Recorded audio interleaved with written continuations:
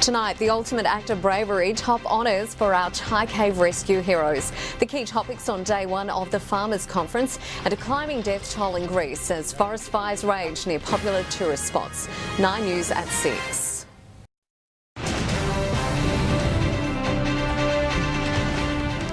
Tonight, saluting our Thai rescue heroes. Bravery honours for the Australians who helped free the trapped soccer team.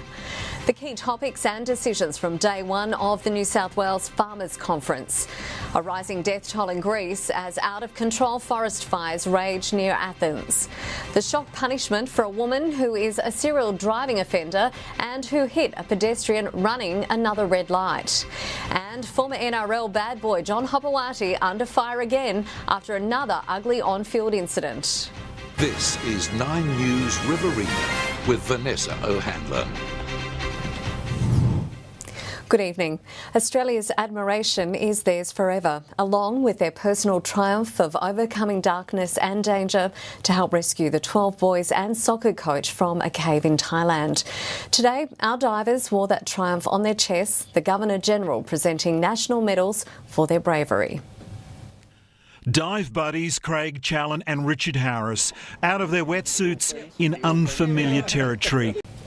Greece is in the middle of a major crisis tonight, declaring a state of emergency as fast-moving forest fires surround Athens. At least 50 people have been killed and many are missing at what is one of the busiest times of the year for tourists. A countryside on fire. Fast-moving and ferocious flames. Farmers are certainly doing it tough, and while bank bosses can't make it rain, at least one bank is trying to ease the pain a little. NAB will offer agribusiness customers a range of financial benefits, including offsetting farm management deposits against loans and restricting penalties. If they're in drought-affected areas and they get into loan arrears, that we will not charge a default interest rate. Over the next few months, NAB executives and community figures, including former Premier Mike Baird, will visit rural areas to further consult with communities. It's been hailed as the perfect opportunity for an independent to steal the seat of Wagga from the major parties.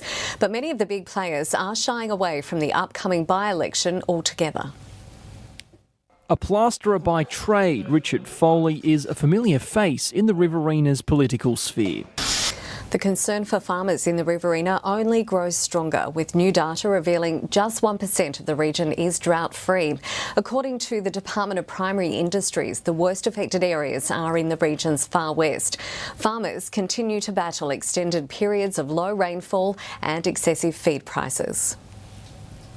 Groundwork for a multi-million-dollar expansion is underway at the Murrumbidgee Turf Club.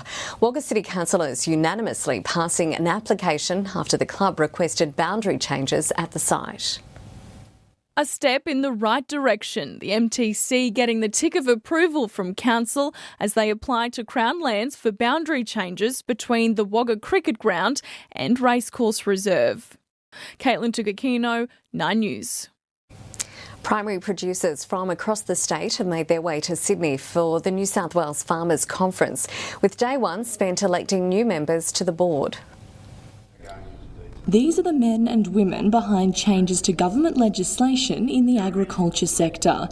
The state's peak industry body, the New South Wales Farmers Association, has long been lobbying those higher up on behalf of those on the land. Amelia Bernasconi, 9 News.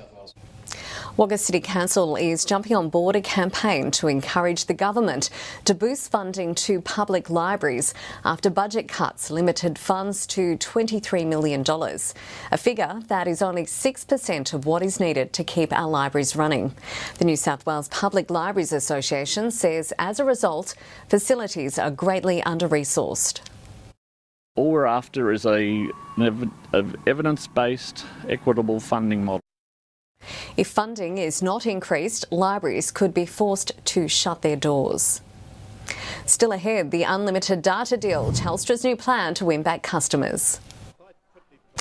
Infamous former NRL player John Hopewati is under fire tonight for another act on the field. Live to Nine's Neil Breen. And Breeny, what's he done? Vanessa, Hopewadi was playing on the weekend for the Narrowena Hawks against the Forestville Ferrets in the local Manly competition when the match descended into chaos. It's fair to say, Vanessa, at the judiciary tomorrow night, Hopewadi is in all sorts of trouble. Certainly is. Thanks, Brady. Hundreds of residents evacuated in Melbourne don't know when they will be able to return home as authorities work to secure a crane on the verge of collapse. Damaging winds bent the machinery, leaving it hanging precariously over one of Richmond's busiest streets. 400 trees have been brought down across the city and multiple homes damaged in the wild weather. It was supposed to be a day out for a group of Mormon missionaries from America, but it ended in tragedy. The second recent death at a popular whale watching spot.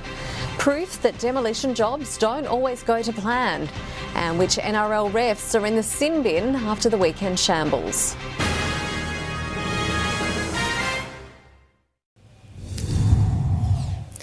Foreign Minister Julie Bishop has met with US Secretary of State Mike Pompeo in California ahead of economic and diplomatic talks. They'll last 2 days and are expected to cover tariffs, trade with China, national security, North Korea and Iran. The meeting is being held at Stanford University. He was just an American teenager on a spiritual journey to Australia, but one wrong step on a Sydney cliff would cost him his life. Only moments before, Gavin Zimmerman had been messaging a friend in Utah about whale watching, while other mates who were with him watched with horror as he fell. Gavin Zimmerman was a Mormon missionary from Utah with a message to spread. But yesterday afternoon, almost a year into his work here in Sydney, the 19-year-old plunged to his death. Next up, Sport with Mike, and it's been an emotional day for Josh Dugan. That's right, Vanessa. This is a must-watch. Coming up, the Shark star speaks openly about the tragedy that has changed him forever. Plus, the NRL's blunderings referees cop their punishment, and the thoughtless Instagram post, which has led to another lengthy ban for a US swimmer.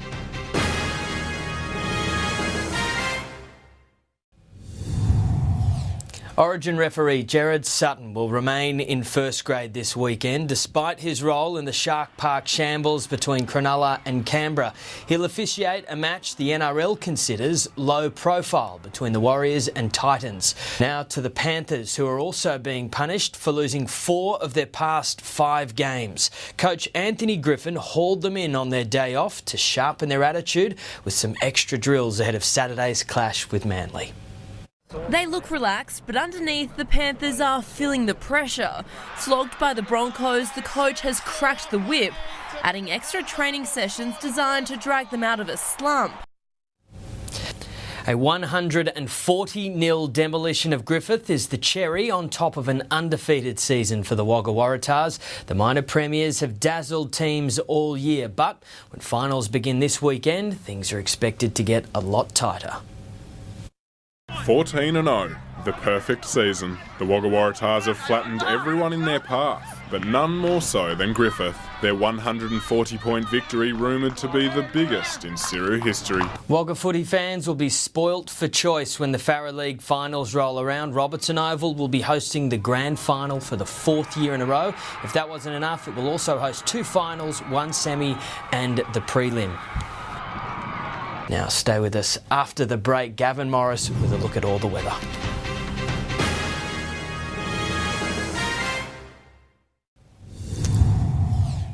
To the finance figures now, and the market closed higher. The All Ords up 35 points, and one Aussie dollar is buying 73.79 US cents. Let's take a look at the weather now, and Gav, we desperately need the rain, a little bit on the way for inland areas. Thank you, Vanessa. That's right. Little bit of rain, teasing rain. We're not going to have big numbers accumulated, but it will be widespread, a lot more obviously needed. We need some real big rain events to end this drought, which has dramatically become quite bad now over the last few months, winter has been excruciating, but look, it's just on top of everything that's occurred over the past year and a half right across the Riverina. All of the rain falling south of the Murray, that's where winter remains. North of the Murray, it's more spring-like. Now in the west, they've got a little bit of a system that will be coming through, and there's going to be some falls that'll move in with this next system coming through. That nice little front there will pass over the southeast, keeping things cool, but north of it, it's going to be quite mild.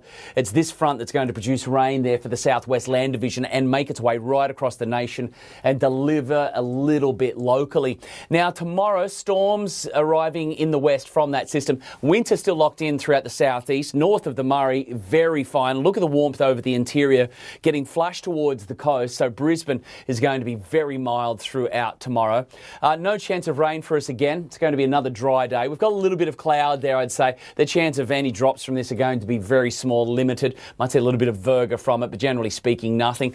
Really becoming quite warm over the central west plains. Still nice and cool way off to the south overnight. Still got some cool overnight temperatures and daytime temperatures maxing out into the mid-teens. Now the good news is with a little bit of cloud there lingering and relatively mild or west-northwesterly winds, overnight minimums nowhere near as severe. The cloud gathering and some light drizzle there over the mountain areas for Cabramatta and around Selwyn. Not great for the ski resorts. You can see not even dipping below freezing overnight for Selwyn throughout tomorrow and places like Adaminaby. You're looking about 20 degrees tomorrow for Dubbo across the central West Plains after a freezing start. So clear, so calm overnight, allowing the cold air to drop. So you can see some negative figures there around Parkes to Forbes, Wellington, nice and cool there. And actually the cold air sinking down onto the flatlands. So a little bit of a temperature inversion means that it's actually going to be milder for the Blue Mountains overnight and up on the tablelands as well.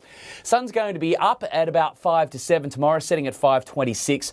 That fantastic moon phase continues, and it's a big week. We've got a lovely celestial event on the weekend with 5 planets lining up from east to west. So a nice little celestial event, but it's going to be shut down by this cloud cover from this little rain event that's moving through. Widespread falls, but all of the totals there each day, less than 10 millimetres. It's not going to be a big one, but at least we've got some drops in the forecast for the tablelands. Small numbers as well affecting the weekend, keeping daytime temperatures down, but overnight minimums are going to be really quite mild with that cloud cover locking in a little bit of warmth. Some very small totals on the way for the central west flatlands as well. So the plains picking up a little something at the end. Gav, thank you. And that's 9 News for this Tuesday. I'm Vanessa.